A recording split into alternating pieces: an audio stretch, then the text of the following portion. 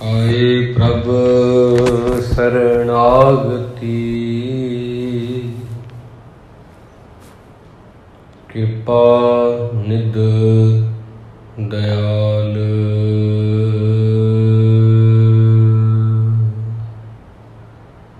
एक अखर हर मन बस्त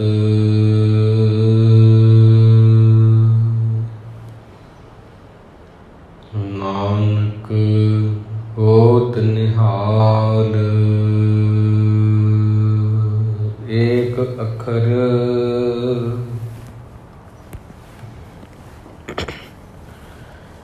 हर मन बस्त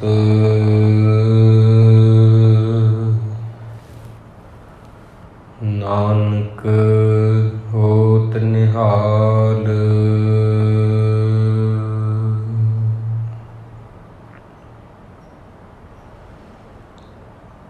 सम्मानयोग गुरु की साजी हुई गुरु प्यारी संगत जी, गुरु साहिब जी ने बख्शिश की है।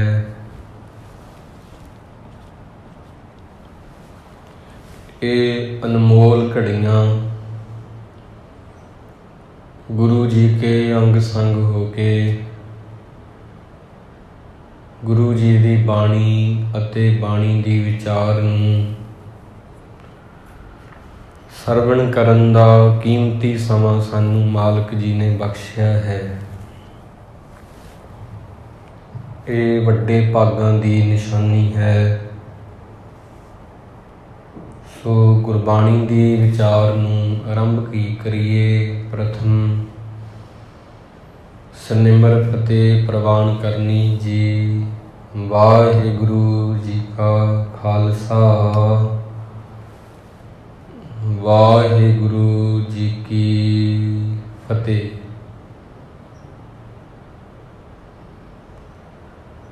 अज दा जो पावन बचन है वो शहीदां दे सिरताज साहिब श्री गुरु अर्जन देव जी महाराज उन्हां दी रसना तो गायन किया होया है, जिस नूं जैत सरी राग दी कवार उस दे सलोक ते पौड़ी राही गुरु अर्जन देव जी महाराज ने दर्ज किया है। इस पावन शब्द नूं 709 अंग तो जो आरंभ होकर 710 अंग ते संपूर्ण हुंदा है। ये जो शब्द है इस दे अंदर गुरु अर्जन देव जी महाराज बहुत डूंगी अते उच्ची अते सुच्ची गल समझाउंदे आ सानू कि देखो हर इंसान चाहुंदा कि उस नूं दुख ना लगे, सदा ही खुशी रवे, सदा ही वो खेड़ियां विच रहे, कदे भी उहनूं कोई गम ना आवे।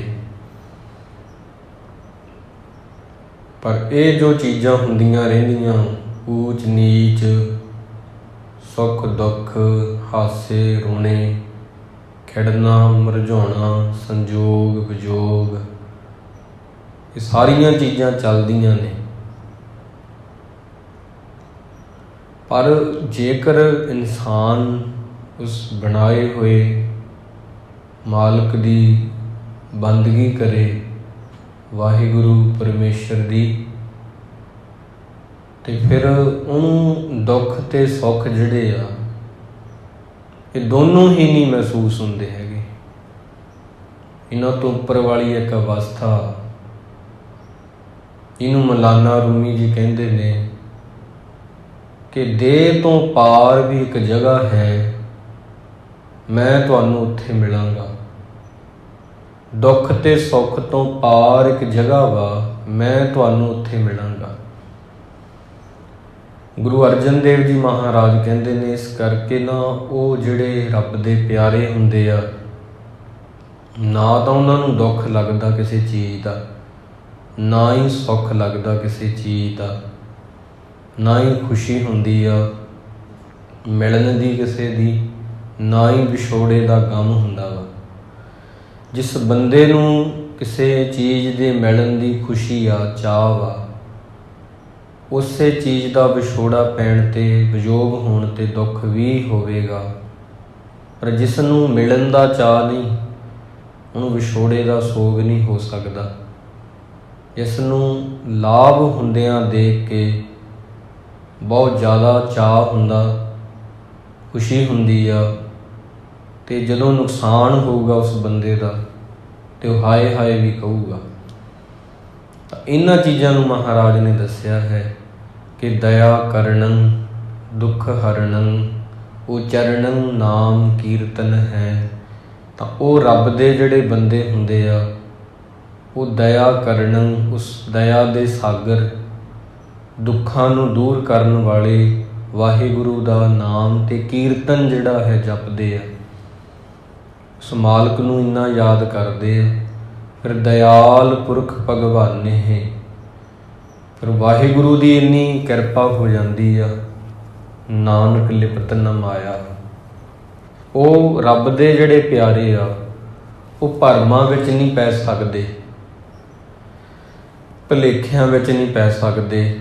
ਉਹਨਾਂ ਨੂੰ ਮਾਇਆ ਦੇ ਜਿਹੜੇ ਰੂਪ ਆ, ਕਈ ਰੂਪ ਆ, ਰੱਬ ਨਾਲ ਜੋੜਨ ਲਈ ਸਾਧ ਸੰਗਤਾਂ, ਕੀਰਤਨ ਕਥਾ ਵਾ, ਥੋੜ੍ਹੇ ਰਾਹ ਵਾ, ਪਰ ਰੱਬ ਦੇ ਰਾਹ ਤੋਂ ਭਟਕਾਉਣ ਲਈ ਬਹੁਤ ਰਾਹ ਵਾ ਬੰਦੇ ਨੂੰ। ਮਨ ਏਕਾ ਤੇ ਸ਼ਿਕਾਰੀ ਬਹੁਤ ਨੇ, ਇਸ ਕਰਕੇ ਸਰਵਰ ਹੰਕੀ ਏਕੜੋ ਫਾਹੀਵਾਲ 50, ਸਰਵਰ ਪੰਖੀ ਹੇਕੜੋ ਫਾਹੀਵਾਲ 50। ਫਾਹੀਵਾਲ ਕਹਿੰਦੇ ਆ ਸ਼ਿਕਾਰੀ ਨੂੰ, ਸ਼ਿਕਾਰੀ 50 ਵਾ। ਸ਼ਿਕਾਰ ਇੱਕ, ਮਨ ਇੱਕਾ, ਵਿਕਾਰ 50 ਨੇ। 50 ਤੋਂ ਭਾਵ ਕਈ ਨੇ, ਇਸ ਕਰਕੇ ਮਨ ਵਿਕਾਰਾਂ ਵਿੱਚ ਫਸ ਜਾਂਦਾ ਵਾ। ਉਹ ਮਾਇਆ ਦੇ ਰੂਪ ਨੇ। ਪਾਹੇ ਬਲੰਦੜੀ ਬੁੱਝ ਗਈ ਰਖੰਡੜੋ ਪ੍ਰਭ ਆਪ। ਪਾਹੇ ਬਲੰਦੜੀ ਤੋਂ ਭਾਵ ਅੱਗ, ਜਿਹੜੀ ਬੰਦੇ ਦੇ ਅੰਦਰ ਹੈ ਤ੍ਰਿਸ਼ਨਾ ਦੀ, ਜਿਹਨੂੰ ਆਪਾਂ ਕਹਿੰਦੇ ਹਾਂ ਖਾਣੀ 2 ਵਕਤ ਦੀ ਰੋਟੀ ਆ, ਚਲੋ 3 ਵਕਤ ਦੀ ਰੋਟੀ ਹੈ, ਪਰ ਇਨਸਾਨ ਰੋਟੀ ਦੇ ਲਈ ਨਹੀਂ, ਆਪਣੀ ਤਮਾ ਲਈ ਬਹੁਤ ਜ਼ਿਆਦਾ ਦੌੜਦਾ। ਲੋਭ ਦੇ ਕੁੰਭ ਦਾ ਮੇਲਾ ਨਿਰੰਤਰ ਜਾਰੀ ਆ। ਇਹ ਨਹੀਂ ਕਿ 12 ਸਾਲ ਬਾਅਦ ਆਉਂਦਾ ਹੈ। ਜਿਹੜਾ ਲੋਭ ਦਾ ਕੁੰਭ ਦਾ ਮੇਲਾ ਵਾ, ਜਿਹ 'ਚ ਬਹੁਤ ਲੋਕ ਆ, ਉਹ ਲਗਾਤਾਰ ਇੱਕ ਸਕਿੰਟ ਬਾਅਦ ਚੱਲ ਰਿਹਾ, ਖਤਮ ਨਹੀਂ ਹੋ ਰਿਹਾ। ਪਾਹੇ ਬਲੰਦੜੀ ਬੁੱਝ ਗਈ ਰਖੰਡੜੋ ਪ੍ਰਭ ਆਪ। ਵਾਹਿਗੁਰੂ ਜੀ ਨੇ ਉਸ ਆਪਣੇ ਸਿੱਖ ਨੂੰ, ਆਪਣੇ ਭਗਤ ਨੂੰ ਤ੍ਰਿਸ਼ਨਾ ਦੀ ਜਿਹੜੀ ਅੱਗ ਆ ਉਹ ਤੋਂ ਬਚਾ ਲਿਆ। ਰਖੰਡੜੋ ਪ੍ਰਭ ਆਪ, ਉਹਦੀ ਰੱਖਿਆ ਕੀਤੀ ਆ। ਜਿਨੋ ਪਾਈ ਮੇਦਨੀ ਨਾਨਕ ਸੋ ਪ੍ਰਭ ਜਾਪ। ਜਿਸਨੇ ਵੀ ਆ ਸਾਰੀ ਸ੍ਰਿਸ਼ਟੀ ਸਾਜੀ ਹੈ, ਜਿਸਨੇ ਵੀ ਸਾਰੀ ਸ੍ਰਿਸ਼ਟੀ ਬਣਾਈ ਆ, ਇਹ ਬਿਨਾਂ ਥੰਮਲਿਆਂ ਤੋਂ ਅਸਮਾਨ, ਜਿੰਨੇ ਵੀ ਪੰਛੀ ਆ, ਜਾਨਵਰ ਨੇ ਜਾਂ ਮਨੁੱਖ ਆ, ਜਿੰਨੇ ਵੀ ਗ੍ਰਹਿ ਆ, ਤਾਰੇ ਆ, ਜਿਸ ਨੇ ਬਣਾਏ ਆ, ਉਹਨੂੰ ਯਾਦ ਕਰਨ ਦਾ ਫਰਜ਼ ਇਨਸਾਨ ਦਾ ਬਣਦਾ। ਗੁਰੂ ਅਰਜਨ ਦੇਵ ਜੀ ਕਹਿੰਦੇ ਉਹਨੂੰ ਸਿਮਰੋ ਜਿਹਨੇ ਮੇਦ ਨਹੀਂ ਬਣਾਈ ਆ, ਸ੍ਰਿਸ਼ਟੀ ਬਣਾਈ ਆ, ਤੁਹਾਨੂੰ ਬਣਾਇਆ, ਤੁਹਾਡੇ ਅੰਦਰ ਧੜਕਦੇ ਦਿਲ ਨੂੰ ਸਾਜਿਆ। ਇੰਨੇ ਸੋਹਣੇ ਮੋਰ ਪੰਛੀ ਬਣਾਏ ਆ, ਰੁੱਖ ਬਣਾਏ ਆ, ਧਰਤੀ ਬਣਾਈ ਆ, ਤਾਂ ਉਹਨੂੰ ਯਾਦ ਕਰੋ, ਉਹਦੇ ਵਿੱਚ ਤੁਹਾਡਾ ਭਲਾ ਵਾ। ਇਸ ਕਰਕੇ ਗੁਰੂ ਅਰਜਨ ਦੇਵ ਜੀ ਜੋ ਹਨ, ਉਹ ਸਾਨੂੰ ਇਹ ਸਮਝਾ ਰਹੇ ਨੇ ਕਿ ਬਹੁਤ ਤਰ੍ਹਾਂ ਦੇ ਭਰਮ ਆ ਦੁਨੀਆ ਦੇ ਵਿੱਚ, ਪਰ ਸਾਧ ਸੰਗਤ ਇੱਕ ਆ। ਰਾਹ ਇੱਕ ਆ, ਸਹੀ ਰਾਹ ਇੱਕ ਆ, ਗਲਤ ਰਾਹ ਬਹੁਤ ਨੇ। ਤੇ ਇਸ ਕਰਕੇ ਬੰਦਾ ਬਹੁਤੀ ਸੰਭਾਵਨਾ ਇਹ ਆ ਵੀ ਗਲਤ ਰਾਹ 'ਤੇ ਚਲਿਆ ਜਾਂਦਾ। ਰਾਹ ਗਲਤ ਬਹੁਤ ਆ, ਚੰਗੇ ਬੰਦੇ ਥੋੜ੍ਹੇ ਆ, ਮਾੜੇ ਬੰਦੇ ਬਹੁਤ ਆ। ਜੋ ਬੱਚੇ ਆ, ਨਿਆਣੇ ਆ, ਉਹ ਗਲਤ ਸੰਗਤ ਵਿੱਚ ਪੈਣਾ ਉਹਨਾਂ ਦਾ ਸੁਭਾਵਿਕ ਆ, ਕਿਉਂਕਿ ਮਾੜਿਆਂ ਦੀ ਗਿਣਤੀ ਬਾਹਲੀ ਆ, ਕੰਡਿਆਂ ਦੀ ਗਿਣਤੀ ਬਾਹਲੀ ਜ਼ਿਆਦਾ ਹੈ, ਫੁੱਲਾਂ ਦੀ ਗਿਣਤੀ ਥੋੜ੍ਹੀ ਆ। ਇਸ ਕਰਕੇ ਉਹ ਲੋਕ ਹਮੇਸ਼ਾ ਹੀ ਗਿਣਤੀ 'ਚ ਜ਼ਿਆਦਾ ਹੁੰਦੇ ਆ। ਚੰਦਨ ਦੇ ਬਾਗ ਹਰ ਪਿੰਡ 'ਚ ਨਹੀਂ ਹੁੰਦੇ, ਹਰ ਸ਼ਹਿਰ 'ਚ ਨਹੀਂ ਹੁੰਦੇ। ਪਾਰਸ ਦੀ ਬੱਟੀ ਹਰ ਸ਼ਹਿਰ 'ਚ ਨਹੀਂ ਹੁੰਦੀ, ਹਰ ਦੇਸ਼ 'ਚ ਨਹੀਂ ਹੁੰਦੀ। ਇਸ ਕਰਕੇ ਕੋਹੇ ਨੂਰ ਹੀਰਾ ਹਰ ਸ਼ਹਿਰ 'ਚ ਛੱਡੋ, ਹਰ ਦੇਸ਼ 'ਚ ਵੀ ਨਹੀਂ ਹੁੰਦਾ। ਬਹੁਤ ਕੋਈ ਵਿਰਲਾ ਜਿੱਥੇ ਇਹ ਜੜਿਆ ਹੋਇਆ ਹੈ, ਜੋ ਰਾਣੀ ਆ ਉਹਦੇ ਮੁਕਟ ਦੇ ਵਿੱਚ, ਉਹਦੇ ਤਾਜ ਦੇ ਵਿੱਚ। ਤਾਂ ਇਸ ਕਰਕੇ ਇਹ ਚੀਜ਼ਾਂ ਕੋਹੇ ਨੂਰ ਹੀਰੇ ਤੋਂ ਵੀ ਵੱਧ ਕੇ ਆ, ਬਹੁਤ ਯੂਨੀਕ ਆ, ਵਿਲੱਖਣ ਆ। ਇਹਨਾਂ ਦੀ ਗਿਣਤੀ ਬੜੀ ਥੋੜ੍ਹੀ ਹੁੰਦੀ ਆ। ਸੰਤ ਬਹੁਤ ਨਹੀਂ ਹੋਣਗੇ, ਸੰਤ ਥੋੜ੍ਹੇ ਹੋਣਗੇ। ਕਰੋੜਾਂ ਪਿੱਛੇ ਇੱਕ ਗੁਰੂ ਤੇਗ ਬਹਾਦਰ ਜੀ।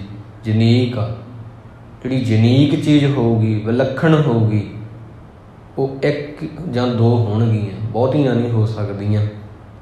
ਇਸ ਕਰਕੇ ਜਿਹੜੇ ਸਿਮਰਨ ਕਰਨ ਵਾਲੇ ਬੰਦੇ ਹੁੰਦੇ ਆ, ਉਹ ਹਰ ਪਿੰਡ ਵਿੱਚ ਬਹੁਤ ਥੋੜ੍ਹੇ ਹੁੰਦੇ ਆ। ਪਿੰਡ ਵਿੱਚ ਲੋਕ ਹੁੰਦੇ ਆ, ਪਿੰਡ ਵਿੱਚ ਫਿਲਾਸਫਰ ਹੋ ਸਕਦੇ ਆ, ਪਿੰਡ ਦੇ ਵਿੱਚ ਚੰਗੇ ਕਿਸਾਨ ਹੋ ਸਕਦੇ ਆ, ਪਿੰਡ ਦੇ ਵਿੱਚ ਚੰਗੇ ਅਹੁਦੇਦਾਰ ਹੋ ਸਕਦੇ ਆ, ਅਮੀਰ ਹੋ ਸਕਦੇ ਆ, ਪਰ ਭਗਤ ਬਹੁਤ ਥੋੜ੍ਹੇ ਹੁੰਦੇ ਆ, ਸਿੱਖ ਬਹੁਤ ਥੋੜ੍ਹੇ ਹੁੰਦੇ ਆ। ਤਾਂ ਉਹ ਜਿਹੜੀ ਯੂਨੀਕ ਆ ਗੱਲ, ਜਿਹੜੀ ਉਹ ਬਣਨਾ ਅਸਲ ਵਿੱਚ ਉਹ ਵੱਡੀ ਪ੍ਰਾਪਤੀ ਆ। ਅਮੀਰ ਤਾਂ ਬਹੁਤ ਆ ਇੱਥੇ, ਅਮੀਰ ਵੀ ਬਹੁਤ ਆ, ਗਰੀਬ ਵੀ ਬਹੁਤ ਆ। ਗਰੀਬਾਂ ਦੀ ਗਿਣਤੀ ਥੋੜ੍ਹੀ ਨਹੀਂ, ਅਮੀਰਾਂ ਦੀ ਗਿਣਤੀ ਥੋੜ੍ਹੀ ਨਹੀਂ। ਇਸ ਕਰਕੇ ਉੱਚੇ ਰੁਤਬੇ ਪਾਉਣ ਵਾਲਿਆਂ ਦੀ ਗਿਣਤੀ ਥੋੜ੍ਹੀ ਨਹੀਂ ਹੈਗੀ, ਉਹ ਵੀ ਬਹੁਤ ਆ। ਸਮਾਜਿਕ ਰੁਤਬਾ ਕਈ ਵਾਰ ਜਿਨ੍ਹਾਂ ਨੂੰ ਮਿਲ ਜਾਂਦਾ। ਗੱਲ ਤਾਂ ਉਹ ਯੂਨੀਕ ਹੋਣ ਦੀ ਆ, ਸਿਮਰਨ ਕਰਕੇ ਉਹ ਵਿਲੱਖਣ ਬਣਨ ਦੀ। ਅਤੇ ਮਹਾਤਮਾ ਬੁੱਧ ਜੀ ਕਿਸੇ ਪਿੰਡ ਵਿੱਚ ਗਏ। ਜਦੋਂ ਪਿੰਡ ਵਿੱਚ ਗਏ, ਉੱਥੋਂ ਦੇ ਕੁਝ ਕਿਸਾਨ ਸੀਗੇ ਜਿਨ੍ਹਾਂ ਨੇ ਮਹਾਤਮਾ ਬੁੱਧ ਨੂੰ ਇਹ ਸ਼ਬਦ ਆਖਿਆ, ਮਾੜੇ ਸ਼ਬਦ, ਕਿ ਤੁਸੀਂ ਮੰਗ ਖਾਣੇ ਹੋ, ਤੁਸੀਂ ਸਿਰਫ ਲੋਕਾਂ ਦੇ ਘਰਾਂ ਵਿੱਚ ਜਾ ਕੇ ਮੰਗ ਸਕਦੇ ਹੋ, ਹੋਰ ਤੁਹਾਨੂੰ ਕੁਝ ਨਹੀਂ ਆਉਂਦਾ। ਬਹੁਤ ਭੱਦੀ ਸ਼ਬਦਾਵਲੀ ਜਿਹਨੂੰ ਆਪਾਂ ਕਹਿੰਦੇ ਵਰਤੀ। ਉਹ ਕਿਸਾਨ ਬੋਲਦਾ ਗਿਆ, ਬੁੱਧ ਜੀ ਸੁਣਦੇ ਗਏ, ਕੁਝ ਨਾ ਕਿਹਾ। ਜਦੋਂ ਬੋਲ ਕੇ ਹਟ ਗਿਆ ਉਹ ਕਿਸਾਨ, ਤਾਂ ਉਹਨੇ ਸੋਚਿਆ ਵੀ ਇਹ ਉਹ ਬੰਦਾ ਜੋ ਜਵਾਬ ਨਹੀਂ ਦੇ ਰਿਹਾ। ਕਿਉਂ ਨਹੀਂ ਦੇ ਰਿਹਾ? ਫਿਰ ਪੁੱਛਿਆ। ਉਹਨਾਂ ਅੱਗੋਂ ਜਵਾਬ ਦਿੱਤਾ, ਕਹਿੰਦੇ ਜੇ ਕੋਈ ਤੂੰ ਮੈਨੂੰ ਚੀਜ਼ ਦੇਣੀ ਚਾਹਵੇਂ, ਮੈਂ ਲਵਾਂ ਨਾ, ਤਾਂ ਉਹ ਚੀਜ਼ ਫਿਰ ਕਿਹਦੇ ਕੋਲ ਰਹਿ ਜੂਗੀ? ਜੇ ਤੂੰ ਕੁਝ ਮੈਨੂੰ ਦੇਣਾ ਚਾਹੁੰਦਾ ਹੈ ਪਰ ਮੈਂ ਉਹਨੂੰ ਲੈਣਾ ਹੀ ਨਹੀਂ ਚਾਹੁੰਦਾ, ਅਤੇ ਉਹ ਚੀਜ਼ ਕਿਸ ਕੋਲ ਰਹੂਗੀ, ਉਹ ਵਸਤੂ? ਤਾਂ ਫਿਰ ਉਹ ਕਿਸਾਨ ਕਹਿੰਦਾ ਉਹ ਤਾਂ ਮੇਰੇ ਕੋਲ ਹੀ ਰਹੂਗੀ ਨਾ। ਜੇ ਮੈਂ ਤੁਹਾਨੂੰ ਕੁਝ ਦੇਣਾ ਚਾਹੁੰਦਾ ਪਰ ਤੁਸੀਂ ਨਹੀਂ ਲੈਣਾ ਚਾਹੁੰਦੇ, ਅਤੇ ਉਹ ਤਾਂ ਫਿਰ ਮੇਰੇ ਕੋਲ ਰਹਿ ਜੂਗੀ। ਬਸ ਉਹ ਕਹਿੰਦੇ ਤੂੰ ਜੋ ਗਾਲਾਂ ਮੈਨੂੰ ਦਿੱਤੀਆਂ, ਗਾਲੀ ਗਲੋਚ ਕੀਤੀ ਆ, ਇਹ ਮੈਨੂੰ ਦੇਣੀਆਂ ਚਾਹੀਆਂ ਗਾਲਾਂ, ਮੈਂ ਲਈਆਂ ਹੀ ਨਹੀਂ ਹੈਗੀਆਂ, ਤੇਰੀਆਂ ਤੇਰੇ ਕੋਲ ਹੀ ਰਹਿ ਗਈਆਂ।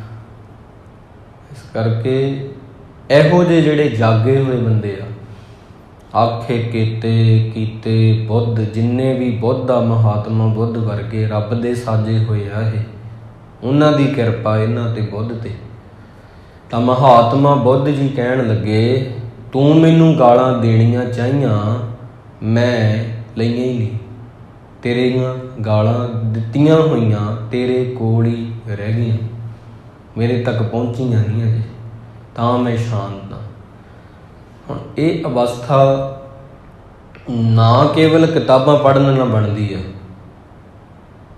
ਇਹ ਅਵਸਥਾ ਸਿਮਰਨ ਕਰਨ ਨਾਲ ਬਣਦੀ ਹੈ। ਜਨ ਨਾਨਕ ਬਿਨ ਆਪਾ ਚੀਨੈ, ਮਿਟੇ ਨ ਭਰਮ ਕੀ ਕਾਈ। ਇਹ ਅਵਸਥਾ ਕਿ ਕੋਈ ਸਾਨੂੰ ਗਾਲਾਂ ਕੱਢੇ ਆ ਗਏ ਪਰ ਅਸੀਂ ਲਈਏ ਹੀ ਨਾ, ਇਹ ਕੇਵਲ ਕਿਤਾਬਾਂ ਪੜ੍ਹਨ ਨਾਲ ਵੀ ਨਹੀਂ ਬਣੇਗੀ। ਉਹ ਸਮਝ ਆਊਗੀ ਵੀ ਹਾਂ ਇੱਦਾਂ ਬਣਨਾ ਸਿਮਰਨ ਕਰਨ ਨਾਲ ਹੀ ਬਣਦੀ ਹੈ। ਸੰਗਤ ਕਰਨ ਨਾਲ। ਜਾਂ ਪ੍ਰਭ ਭਏ ਦਇਆਲ ਨਾ ਵਿਆਪੈ ਮਾਇਆ। ਜਦੋਂ ਗੁਰੂ ਦੀ ਕਿਰਪਾ ਹੁੰਦੀ ਆ ਉਦੋਂ ਇਹੋ ਜਿਹਾ ਸੁਭਾਅ ਬਣਦਾ ਹੈ। ਕੋਟ ਅਗਾ ਗਏ ਨਾਸ ਹਰ ਇੱਕ ਤੇ ਆਇਆ। ਕਰੋੜਾਂ ਪਾਪ ਦੂਰ ਹੋ ਜਾਂਦੇ ਆ ਜਦੋਂ ਇੱਕ ਨੂੰ ਚੇਤੇ ਕਰੀਦਾ, ਇੱਕ ਨੂੰ ਯਾਦ ਕਰਦੇ ਆ। ਕਰੋੜਾਂ ਪਾਪ ਜਿਹੜੇ ਆ ਦੂਰ ਹੋ ਜਾਂਦੇ ਆ। ਇਸ ਕਰਕੇ ਸਿੱਧਾ ਸਿੱਧਾ ਉਹ ਕਹਿ ਰਹੇ ਆ ਕਿ ਮਨ ਦੇ ਵਿੱਚ ਜਿਹੜੀ ਧੂੜ ਉੱਡਦੀ ਆ, ਮਨ ਦੀ ਜੋ ਬਕ ਹੈ, ਮਨ ਦੀ ਜੋ ਬਕਵਾਸ ਆ, ਉਹ ਗੁਰੂ ਦੀ ਰਹਿਮਤ ਬਿਨਾਂ ਬੰਦ ਨਹੀਂ ਹੁੰਦੀ। ਕਲੇਸ਼ ਇਹਦੇ ਹੀ ਸਾਰੇ ਆ, ਮਨ ਦੇ ਹੀ। ਆਪਾਂ ਨੂੰ ਲੱਗਦਾ ਵੀ ਤਨ ਦੇ ਕਲੇਸ਼ ਆ, ਨਹੀਂ, ਮਨ ਦੇ ਕਲੇਸ਼ ਆ ਸਾਰੇ। ਮਹਾਤਮਾ ਬੁੱਧ ਜੀ ਨੂੰ ਕਿਸਾਨ ਨੇ ਕੁਝ ਆ ਕੇ ਕਹਿਤਾ, ਗਾਲਾਂ ਕੱਢੀਆਂ, ਉਹਨਾਂ ਕੁਝ ਨਹੀਂ ਬੋਲਿਆ ਕਿਉਂਕਿ ਮਨ 'ਚ ਧੂੜ ਹੀ ਉੱਡਦੀ ਨਹੀਂ ਖਿਆਲਾਂ ਦੀ। ਮਨ ਮਰ ਚੁੱਕਾ ਉੱਥੇ। ਮਨ ਮਰੇ ਧਾਤ ਮਰ ਜਾਏ। ਇੱਕ ਵੀ ਖਿਆਲ ਨਹੀਂ ਆਇਆ ਕਿ ਤੈਨੂੰ ਇਹਨੇ ਕੁਝ ਕਹਿਤਾ ਤੇ ਤੂੰ ਵੀ ਕਹਿ ਦੇ। ਇਹੋ ਜਿਹਾ ਖਿਆਲ ਨਹੀਂ ਉੱਠ ਰਿਹਾ ਉੱਧਰੋਂ। ਤਾਂ ਉਹ ਸ਼ਾਂਤ ਆ। ਮਨ ਮਰ ਚੁੱਕਾ ਹੈ। ਮਨ ਮਰੇ ਧਾਤ ਮਰ ਜਾਏ। ਮਨ ਮਰੇ ਤੋਂ ਕਾਮਨਾ ਮਰ ਗਈ ਹੈ ਵੀ ਮੈਂ ਤੋਂ ਵੱਡਾ ਬਣਾ, ਤੂੰ ਬੋਲਾਂ ਮੈਂ। ਅਸੀਂ ਜਦੋਂ ਸਾਨੂੰ ਕੋਈ ਆ ਕੇ ਕੁਝ ਕਹਿੰਦਾ ਵਾ, ਅਸੀਂ ਕਹਿੰਦੇ ਵੀ ਅਸੀਂ ਕਹਿ ਦਈਏ ਅਸੀਂ ਵੱਡੇ ਬਣ ਜਾਈਏ, ਇਹ ਨਾ ਕਿਤੇ ਵੱਡਾ ਰਹਿ ਜੇ, ਮੈਂ ਵੱਡਾ ਹੋ ਜਾ। ਇਹਨੇ 2 ਕਹੀਆਂ ਮੈਂ 4 ਕਵਾਂ, ਇਹਨੇ 4 ਕਹੀਆਂ ਮੈਂ 10 ਕਵਾਂ। ਇਸ ਕਰਕੇ ਨੇ ਇੱਟ ਚੁੱਕੀ ਮੈਂ ਪੱਥਰ ਚੁੱਕਾਂ। ਇਹੋ ਜਿਹਾ ਸਾਡਾ ਸੁਭਾਅ। ਉਹ ਮਨ ਕਰਵਾਉਂਦਾ। ਮਨ ਹਮੇਸ਼ਾ ਹੀ, ਮਨ ਕਦੇ ਨਹੀਂ ਕਹੇਗਾ ਕਿ ਬੰਦਿਆ ਬੰਦਗੀ ਕਰ। ਮਨ ਕਦੇ ਨਹੀਂ ਕਹੇਗਾ ਕਿ ਤੂੰ ਸਾਧ ਸੰਗਤ ਵਿੱਚ ਆ। ਇਹ ਮਨ ਦੀਆਂ ਪਹਿਲੀਆਂ ਹੀ ਚਲਾਕੀਆਂ। ਹਜੇ ਅੱਗੇ ਜਾ ਕੇ ਤਾਂ ਬਹੁਤ ਜ਼ਿਆਦਾ ਇਹ ਮਨ ਚੰਚਲ ਆ। ਜਿਵੇਂ ਬੱਚੇ ਐਲਤਾਂ ਕਰਦੇ ਆ, ਬਹੁਤ ਜ਼ਿਆਦਾ ਚੰਚਲ ਹੁੰਦੇ ਆ। ਬਹੁਤ ਕਈ ਨਿਆਣੇ ਬਹੁਤ ਐਲਤੀ ਹੁੰਦੇ ਆ, ਬਹੁਤ ਜ਼ਿਆਦਾ। ਆਪਾਂ ਕਹਿੰਦੇ ਵੀ ਹੱਦ ਕਰਤੀ। ਇਹ ਉਦੋਂ ਵੀ ਗਾਂਹ ਦੀ ਗੱਲ ਆ ਮਨ ਦੀ। ਇੰਨਾ ਜ਼ਿਆਦਾ ਇਹ ਚੰਚਲ ਆ, ਇਤਨਾ ਜ਼ਿਆਦਾ। ਇਹਦੀਆਂ ਪਹਿਲੀਆਂ ਚਲਾਕੀਆਂ ਦੀ ਸਾਨੂੰ ਸਮਝ ਨਹੀਂ ਆਉਂਦੀ ਤਾਂ ਗਾਂਹ ਵਾਲੀਆਂ ਦੀ ਕਿਵੇਂ ਆਊਗੀ। ਗੁਰੂ ਸਾਹਿਬ ਜੀ ਕਹਿੰਦੇ ਆ। ਇਸ ਕਰਕੇ ਉਹ ਧੂੜ ਵੀ ਨਹੀਂ ਉੱਡਦੀ ਫਿਰ ਜਦੋਂ ਆਪਾਂ ਇਹਨੂੰ ਜੋੜ ਦਿੰਦੇ ਹਾਂ ਬਾਕੀ ਚੀਜ਼ਾਂ ਨਾਲੋਂ, ਤੋੜ ਕੇ ਇੱਕੋ ਵਾਹਿਗੁਰੂ ਦੇ ਸਿਮਰਨ ਦੇ ਵਿੱਚ। ਫਿਰ ਇਹਨੂੰ ਫੁਰਨੇ ਨਹੀਂ ਸੁੱਝਦੇ। ਜਦੋਂ ਹੀ ਇਹਨੂੰ ਫੁਰਨੇ ਸੁੱਝਣ ਲੱਗ ਜਾਂਦੇ ਆ ਉਦੋਂ ਇਹ ਤਬਾਹੀ ਕਰਦਾ ਵਾ। ਜਿੰਨੇ ਵੀ ਅੱਜ ਤੱਕ ਕਤਲੇਆਮ ਹੋਏ ਆ ਉਹ ਮਨ ਦੇ ਕਰਕੇ ਹੋਏ ਆ। ਸਰੀਰ ਇੱਕ ਵਾਹਨ ਆ, ਚਲਾਉਣ ਵਾਲਾ ਮਨ ਆ। ਜਿਵੇਂ ਸਾਈਕਲ ਆ, ਸਾਈਕਲ ਨੂੰ ਚਲਾਉਣ ਵਾਲਾ ਇਨਸਾਨ ਆ, ਉਹਦੀ ਸਵਾਰੀ ਕਰਨ ਵਾਲਾ। ਘੋੜਾ ਹੈ, ਘੋੜੇ ਨੂੰ ਸਵਾਰੀ ਕਰਨ ਵਾਲਾ ਘੋੜ ਸਵਾਰ ਆ। ਬਿਲਕੁਲ ਮਨ ਜਿਹੜਾ ਹੈ ਉਹ ਕੀ ਹੈ, ਸਵਾਰੀ ਕਰ ਰਿਹਾ ਹੈ ਸਰੀਰ ਦੇ ਉੱਪਰ। ਗੁਰੂ ਸਾਹਿਬ ਜੀ ਉਹਨੂੰ ਉਤਾਰਦੇ ਆ ਥੱਲੇ ਇਸ ਤਰ੍ਹਾਂ। ਫਿਰ ਉਹਦੀ ਲਗਾਮ ਜਿਹੜੀ ਆ, ਰੂਹਾਨੀਅਤ ਜਿਹੜੀ ਆ, ਰੂਹਾਨੀ ਜ਼ਿੰਦਗੀ ਆ, ਉਹਦੇ ਹੱਥ ਵਿੱਚ, ਬੰਦੇ ਦੇ ਸੰਤ ਦੇ ਹੱਥ ਵਿੱਚ ਫੜਾ ਦਿੰਦੇ। ਮਨਮੁਖ ਦੀ ਪਛਾਣ ਕੀ ਆ? ਜਿਹੜਾ ਮਨ ਪਿੱਛੇ ਚੱਲਦਾ। ਗੁਰਮੁਖ ਦੀ ਪਛਾਣ ਕੀ ਆ? ਜਿਹੜਾ ਗੁਰੂ ਪਿੱਛੇ ਚੱਲਦਾ। ਮਨ ਕਦੇ ਵੀ ਸਿੱਧੀ ਚੀਜ਼ ਕਰਨ ਨੂੰ ਕਹਿੰਦਾ ਹੀ ਨਹੀਂ। ਇਸ ਕਰਕੇ ਮਨ ਪਿੱਛੇ ਚੱਲਣ ਵਾਲੇ ਬੰਦੇ ਗਲਤ ਹੋਣਗੇ। ਜਿਵੇਂ ਉਹਨਾਂ ਦਾ ਮਨ ਕਹੂਗਾ ਗਾਲ ਕੱਢ ਦੇ, ਕਿਸੇ ਨੂੰ ਕੱਢ ਦੂਗਾ।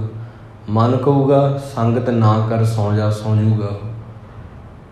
ਤਾਂ ਇੰਨਾ ਫਰਕ ਆ ਗੁਰੂ ਸਾਹਿਬ ਤੇ ਗੁਰਮੁਖ ਤੇ ਮਨਮੁਖ ਦੇ ਵਿੱਚ। ਨਿਰਮਲ ਭਏ ਸਰੀਰ ਜਨ ਧੂਰੀ ਨਹਾਇਆ। ਕੋਟ ਅਗਾ ਗਏ ਨਾਸ ਹਰ ਇੱਕ ਤੇ ਆਇਆ। ਬੁੱਲਿਆ ਰੱਬ ਦਾ ਕੀ ਪਾਉਣਾ, ਇੱਧਰੋਂ ਪੁੱਟਣਾ ਉੱਧਰ ਲਾਉਣਾ। ਇੱਕ ਗਮਲਾ ਹੈ, ਗਮਲੇ ਵਿੱਚੋਂ ਬੂਟਾ ਪੱਟ ਕੇ ਦੂਜੇ ਗਮਲੇ 'ਚ ਲਾਉਣਾ, ਇਹ ਆ ਰੱਬ ਦਾ ਪਾਉਣਾ। ਕਹਿ ਰਹੇ ਆ ਦਰਅਸਲ ਦੂਜੀਆਂ ਚੀਜ਼ਾਂ 'ਚੋਂ ਮਨ ਨੂੰ ਕੱਢ ਕੇ, ਜਿਹੜਾ ਖੁੱਭਿਆ ਹੋਇਆ ਵਾ ਉਹਨੂੰ ਕੱਢ ਕੇ ਇੱਕ ਨਾਲ ਜੋੜਨਾ, ਇਹ ਰੱਬ ਦੀ ਪ੍ਰਾਪਤੀ ਆ। ਤਰੇ ਕਟੰਬ ਸੰਗ ਲੋਗ ਕੁੱਲ ਸਵਾਇਆ। ਫਿਰ ਇਹੋ ਜਿਹਾ ਬੰਦਾ ਮਨ ਤਨ ਭਏ ਸੰਤੋਖ ਪੂਰਨ ਪ੍ਰਭ ਪਾਇਆ। ਇਹੋ ਜਿਹਾ ਇਨਸਾਨ ਅਮੀਰ ਬਹੁਤ ਆ, ਗਰੀਬ ਬਹੁਤ ਆ, ਰੋਗੀ ਬਹੁਤ ਆ। ਤੇ ਇਸ ਸੰਸਾਰ ਦੇ ਵਿੱਚ ਤਰ੍ਹਾਂ ਤਰ੍ਹਾਂ ਦੇ, ਵੱਖ-ਵੱਖ ਤਰ੍ਹਾਂ ਦੇ ਰੋਗ ਆ। ਹਰ ਤਰ੍ਹਾਂ ਦੇ ਬੰਦੇ ਤੁਹਾਨੂੰ ਮਿਲਣਗੇ, ਪਰ ਸਿਮਰਨ ਕਰਨ ਵਾਲੇ ਜਨੀਕ ਬੰਦੇ, ਵਿਲੱਖਣ ਆ, ਉਹ ਨਹੀਂ ਮਿਲਣਗੇ। ਜਿਹੜਾ ਆਪਾਂ ਅਸਲੀ ਜਨੀਕ ਕਹਿੰਦੇ ਆ ਵੀ ਉਹ ਬੰਦੇ ਨੇ ਇੱਕ ਕੋਠੀ ਬਣਾਈ, ਉਹਦੇ ਵਰਗਾ ਨਕਸ਼ਾ ਨਹੀਂ ਕਿਤੋਂ ਮਿਲਦਾ, ਉਹ ਕਿਤੇ ਨਾ ਕਿਤੇ ਰਲ ਹੀ ਜਾਂਦਾ। ਕਿੰਨਾ ਕੁ ਉਹਨੂੰ ਟੇਢਾ ਮੇਢਾ ਆਪਾਂ ਕਰਾਂਗੇ, ਚੀਜ਼ਾਂ ਉਹੀ ਆ। ਪਰ ਜਿਹੜੀ ਅਸਲੀ ਯੂਨੀਕ ਗੱਲ ਆ ਉਹ ਸਿਮਰਨ ਕਰਕੇ ਆਪਣੇ ਅੰਦਰ ਡੁੱਬਣ ਦੇ ਵਿੱਚ, ਇਹ ਅਸਲ ਵਿਲੱਖਣ ਹੋਣਾ। ਗੁਰੂ ਅਰਜਨ ਦੇਵ ਜੀ ਕਹਿੰਦੇ ਬੰਦੇ ਬਹੁਤ ਥੋੜ੍ਹੇ ਹੁੰਦੇ ਆ, ਕੋਟਣ ਮੈਂ ਨਾਨਕ ਕੋ ਨਾਰਾਇਣ ਜਿਹ ਚੀਤ। ਤਾਂ ਜਿਹੜੀ ਰੋਜ਼ਾਨਾ ਸਾਖੀ ਸਰਵਣ ਕਰਦੇ ਹੋ ਉਹ ਆਪ ਜੀ ਹੁਣ ਸਰਵਣ ਕਰੋ। ਜਦੋਂ ਗੁਰੂ ਨਾਨਕ ਸਾਹਿਬ ਜੀ ਅਤੇ ਭਾਈ ਮਰਦਾਨਾ ਜੀ ਉਹਨਾਂ ਜਗਤ ਫੇਰੀ ਸ਼ੁਰੂ ਕੀਤੀ ਪਹਿਲੀ ਵਾਰ, ਬਾਬੇ ਨੇ ਪੁੱਛਿਆ ਕਿ ਕਿੱਧਰ ਚੱਲੀਏ ਮਰਦਾਨਿਆਂ। ਉਹਨਾਂ ਜਵਾਬ ਦਿੱਤਾ, ਗ੍ਰੰਥ ਵਿੱਚ ਲਿਖਿਆ ਕਿ ਬਾਬਾ ਅੱਗਾ ਤੇਰਾ ਅਤੇ ਪਿੱਛਾ ਮੇਰਾ, ਜਿਸ ਪਾਸੇ ਤੁਸੀਂ ਜਾਓਗੇ ਨਾ ਅਤੇ ਮੈਂ ਉੱਧਰ ਆਊਂਗਾ। ਫਿਰ ਕਹਿੰਦੇ ਚਲੋ ਆਪਾਂ ਏਮਨਾਬਾਦ ਚੱਲਦੇ ਹਾਂ। 17 ਦਿਨ ਲੱਗੇ, 17 ਦਿਨ ਇਹ ਪੈਦਲ ਮਾਰਚ ਹੋਇਆ ਅਤੇ ਏਮਨਾਬਾਦ ਪਹੁੰਚੇ ਬਾਬਾ ਨਾਨਕ ਜੀ। ਨਾਲ ਉਹਨਾਂ ਦੇ ਅਨੰਨ ਪਿਆਰੇ ਸਾਥੀ ਭਾਈ ਮਰਦਾਨਾ ਜੀ। ਇੱਕ ਨਾ ਬੜੇ ਗਰੀਬ ਸਿੱਖ ਦਾ ਘਰ ਉੱਥੇ, ਨਾਮ ਉਹਨਾਂ ਦਾ ਸੀ ਭਾਈ ਲਾਲੋ ਜੀ, ਸਭ ਨੇ ਸੁਣਿਆ ਹੈ। ਬੱਚਿਆਂ ਦੀਆਂ ਕਿਤਾਬਾਂ ਵਿੱਚ ਵੀ ਇਹ ਸਿਲੇਬਸ ਰਿਹਾ ਪਹਿਲਾਂ।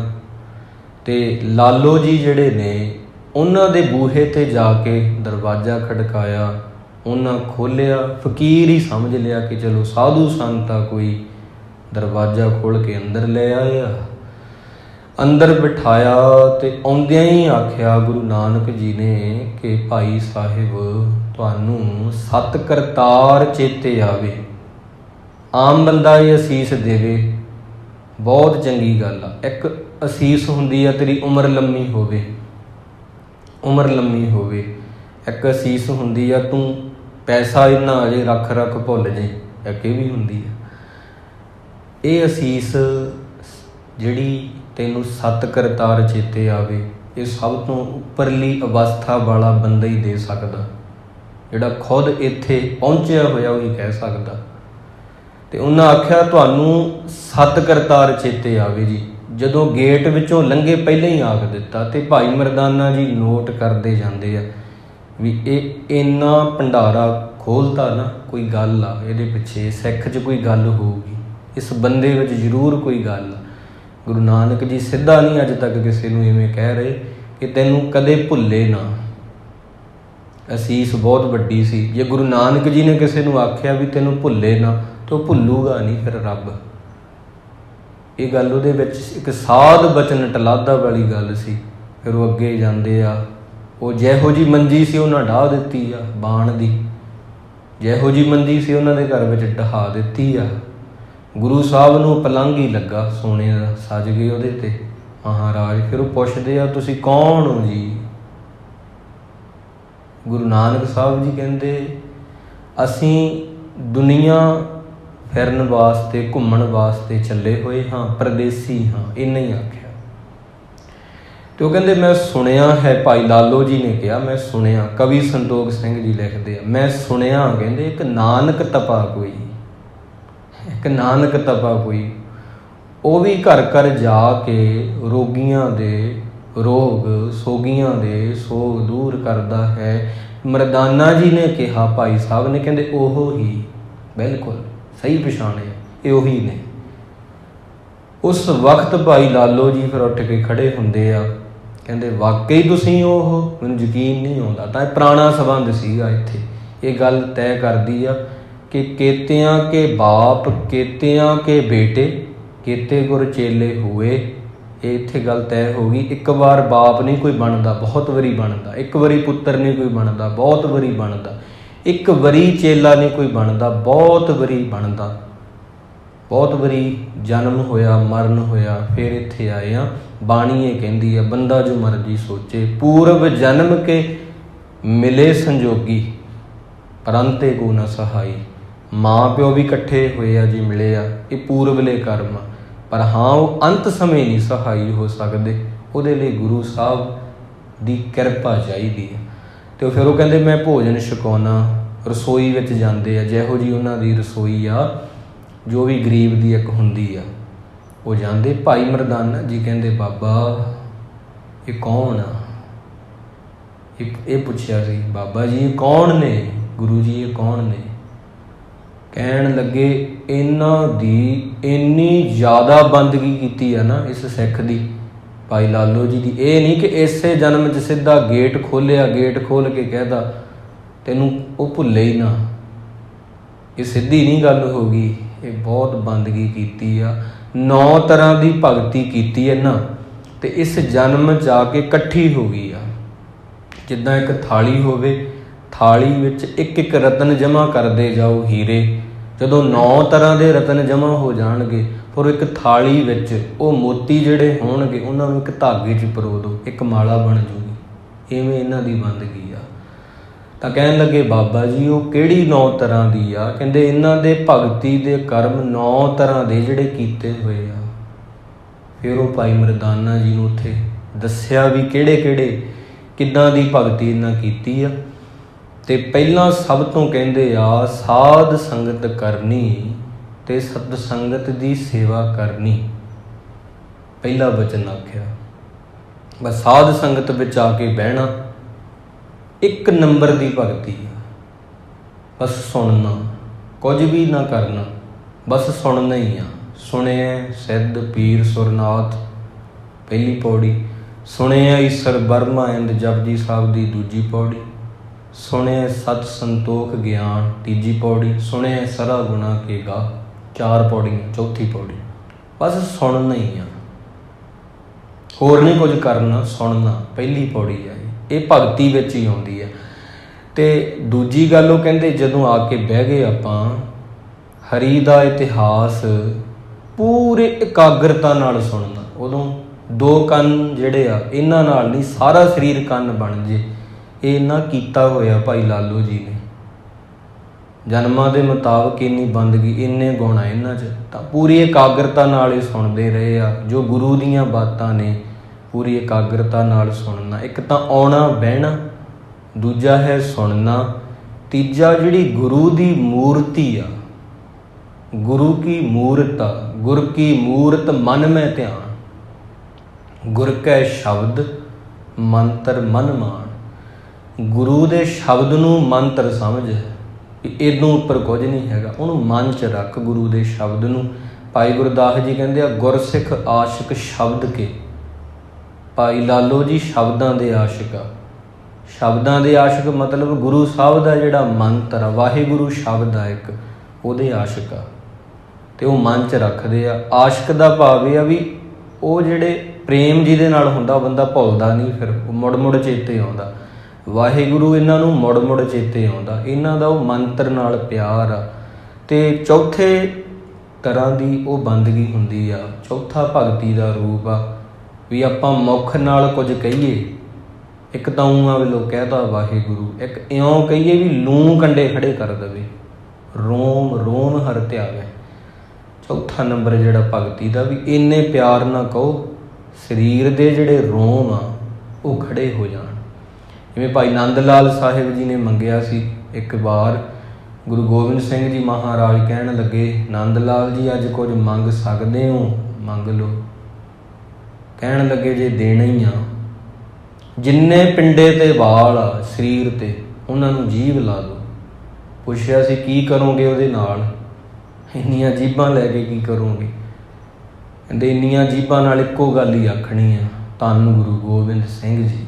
ਬਸ ਇਹ ਕਹਿਣਾ ਵਾਹਿਗੁਰੂ ਦਾ ਇਉਂ ਕਹੋ ਵੀ ਲੂੰ ਕੰਡੇ ਖੜੇ ਕਰ ਦੇਵੇ ਤੁਹਾਡੇ, ਨਹੀਂ ਫਿਰ ਉੱਪਰੋਂ ਬੱਧਾ ਚੱਟੀ ਜੋ ਭਰੇ ਨਾ ਗੁਣ ਨਾ ਉਪਕਾਰ, ਉਹਦਾ ਕੋਈ ਫਾਇਦਾ ਨਹੀਂ।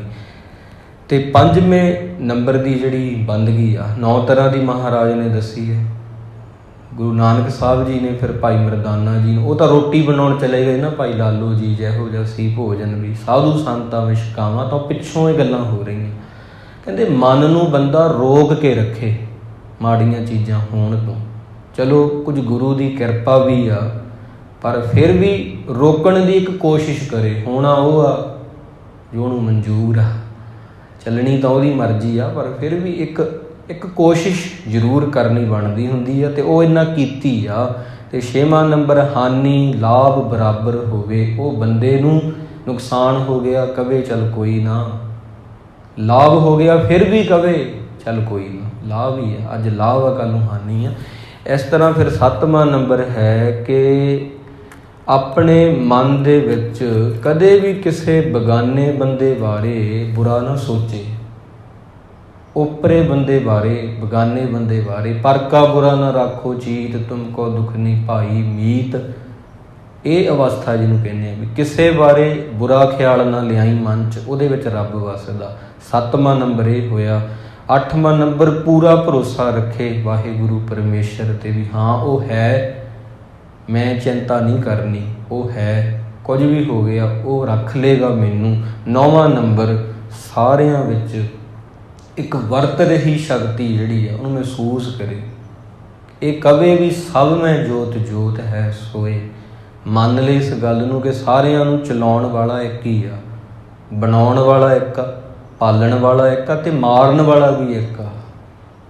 ਇਸ ਕਰਕੇ ਕਾਲ ਕੇ ਬਣਾਏ ਸਭੈ ਕਾਲ ਹੀ ਚਬਾਹੇਂਗੇ। ਗੁਰੂ ਗੋਬਿੰਦ ਸਿੰਘ ਜੀ ਮਹਾਰਾਜ ਕਾਲ ਦੇ ਬਣਾਏ ਹੋਏ ਵਾਹਿਗੁਰੂ ਪਰਮੇਸ਼ਰ ਨੇ ਮੌਤ ਬਣਾਈ ਆ ਅਤੇ ਮੌਤ ਬੰਦੇ ਨੂੰ ਖਾ ਜਾਂਦੀ ਹੈ, ਖਤਮ ਕਰ ਦਿੰਦੀ ਹੈ ਉਹਦੀ ਜ਼ਿੰਦੜੀ ਨੂੰ।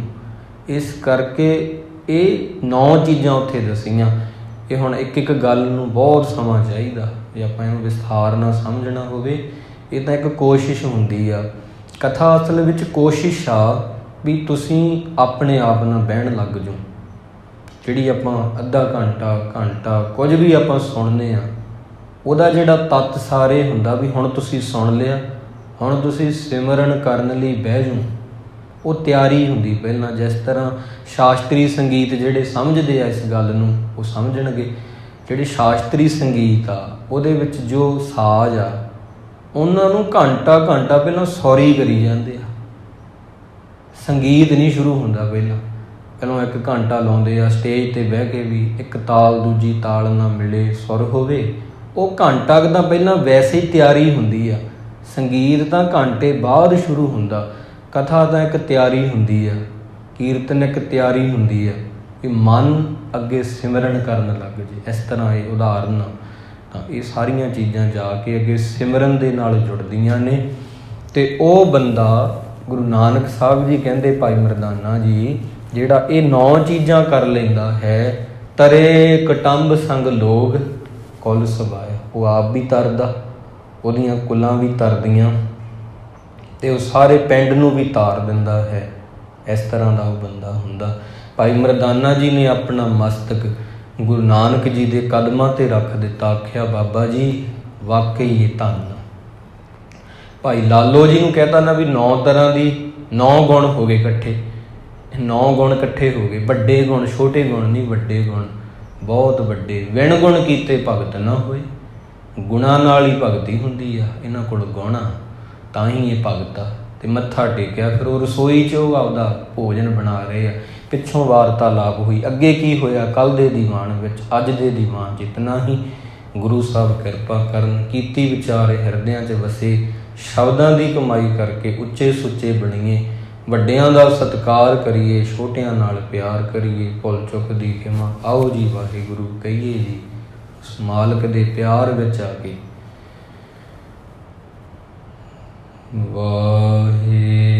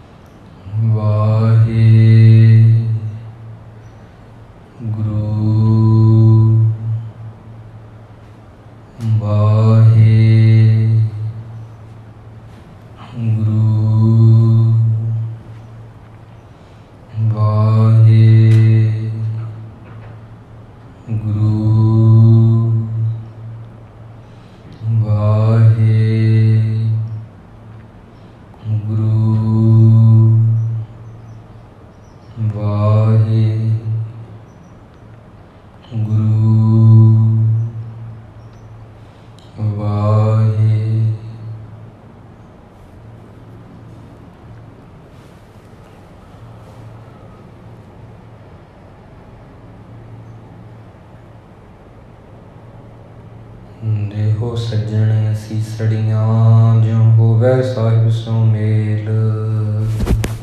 ਵਾਹਿਗੁਰੂ ਜੀ ਕਾ ਖਾਲਸਾ, ਵਾਹਿਗੁਰੂ ਜੀ ਕੀ ਫਤਿਹ।